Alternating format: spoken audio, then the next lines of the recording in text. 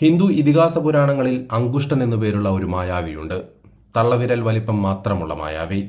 അങ്കുഷ്ടന്റെ പ്രത്യേകത എന്നത് എത്രത്തോളം അങ്കുഷ്ടനെ എതിരാളികളോ ശത്രുക്കളോ എതിർക്കുന്നുവോ അത്രത്തോളം ആ മായാവി വളർന്നു വലുതാകുമെന്നതാണ്. നരേന്ദ്രമോദി അങ്കുഷ്ടന്റെ ഈ ഗുണമുള്ള ഒരു മായാവിയാണ്. എത്രത്തോളം എതിർക്കുന്നുവോ അതിനപ്പുറം വളരാൻ ശേഷിയുള്ള മായാവി. എല്ലാ മനുഷ്യർക്കും അത് എളുപ്പം കഴിയുന്ന ഒന്നല്ല. ഗുജറാത്തിൽ നടന്ന കലാപത്തിന്റെ പേരിൽ അദ്ദേഹത്തെ മുളയിലെ നുള്ളിക്കളയാൻ നോക്കിയവരുണ്ട്. നീണ്ട 20 വർഷത്തിനിടയിൽ എത്രയോ തവണ അദ്ദേഹത്തെ എതിർക്കാൻ ശ്രമിച്ചവരുണ്ട്. അതെല്ലാം അതിജീവിച്ച് ഇങ്ങനെ വളർന്ന മറ്റൊരു നേതാവ് ഇന്ത്യയുടെ ചരിത്രത്തിലില്ല. ഏതോ അജ്ഞാതമായ ഗുഹയിൽ തന്റെ പ്രാണൻ സുരക്ഷിതമായി ഒളിപ്പിച്ചു വെച്ചിട്ട് തത്തയുടെ രൂപം സ്വീകരിച്ച് പറന്നു നടന്ന മായാവിയുടെ കഥ പോലെ മോദിയുടെ ശക്തിയും ദൗർബല്യവും എല്ലാം തന്നെ അദ്ദേഹത്തിന് മാത്രമറിയാവുന്ന ഒരു അജ്ഞാതമായ ഗുപ്തമായ രഹസ്യമാണ്. അതുതന്നെയാണ് നരേന്ദ്രമോദിയുടെ വിജയവും.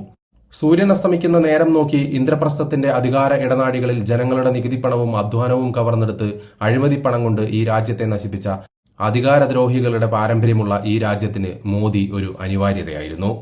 വാഗ്ദാനങ്ങൾ കേവലം തെരഞ്ഞെടുപ്പ് കാലത്ത് മാത്രം ഉയർത്താനുള്ളതാണ് എന്ന പതിവ് രാഷ്ട്രീയ സിദ്ധാന്തവും വാഗ്ദാനങ്ങൾ ജനങ്ങളുടെ അണ്ണാക്കിൽ തിരികേണ്ട അമ്പഴങ്ങ മാത്രമാണ് എന്നും ഈ രാജ്യം തന്നെ വിശ്വസിച്ചിരുന്ന സാഹചര്യത്തിൽ നിന്നാണ് കാശ്മീരും സിറ്റിസൺ അമെന്റ്മെന്റ് ആക്ടും രാമക്ഷേത്രവും സമ്പദ്ഘടനയുടെ വികസനവും രാജ്യസുരക്ഷയും എല്ലാം അടങ്ങുന്ന പറഞ്ഞതൊക്കെ ചെയ്തു കാണിച്ച് മോദി അധികാരത്തിൽ തുടരുന്നത്. ഒരു ചായക്കടക്കാരൻ പ്രധാനമന്ത്രിയാവില്ല എന്ന് കളിയാക്കി ചിരിച്ച ഇറ്റാലിയൻ എല്ലിൻ കഷ്ണങ്ങൾ തിന്ന് ശീലിച്ച മൂക്കന്മാരെ കൊണ്ടുപോലും മോദിയുടെ ഭരണം മികച്ചതാണ് എന്ന് പറയിപ്പിച്ചതാണ് നരേന്ദ്രമോദിയുടെ ലെഗസി. കാലാകാലങ്ങളായി ഭാരതം അവൾക്ക് നേരിടേണ്ടി വരുന്ന എല്ലാ പ്രശ്നങ്ങളെയും തരണം ചെയ്യാൻ ചരിത്ര പുരുഷന്മാർക്ക് ജന്മം നൽകാറുണ്ട്. ആധ്യാത്മിക ഹിന്ദു ധർമ്മത്തിന്റെ ഉയർത്തെഴുന്നേൽപ്പിന് 100 വർഷങ്ങൾക്ക് മുൻപ് ഒരു നരേന്ദ്രൻ അവൾ ജന്മം നൽകിയെങ്കിൽ പൊളിറ്റിക്കൽ ഹിന്ദുവിന്റെ ഉയർത്തെഴുന്നേൽപ്പിന് വേണ്ടി മറ്റൊരു നരേന്ദ്രന് ജന്മം നൽകിയതും അവൾ തന്നെ.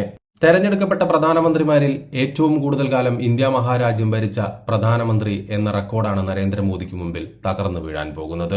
പ്രധാനമന്ത്രി നരേന്ദ്രമോദിയുടെ ഈ കാലയളവിനെക്കുറിച്ച് പറയാനുള്ളത് ഒറ്റക്കാര്യം മാത്രം.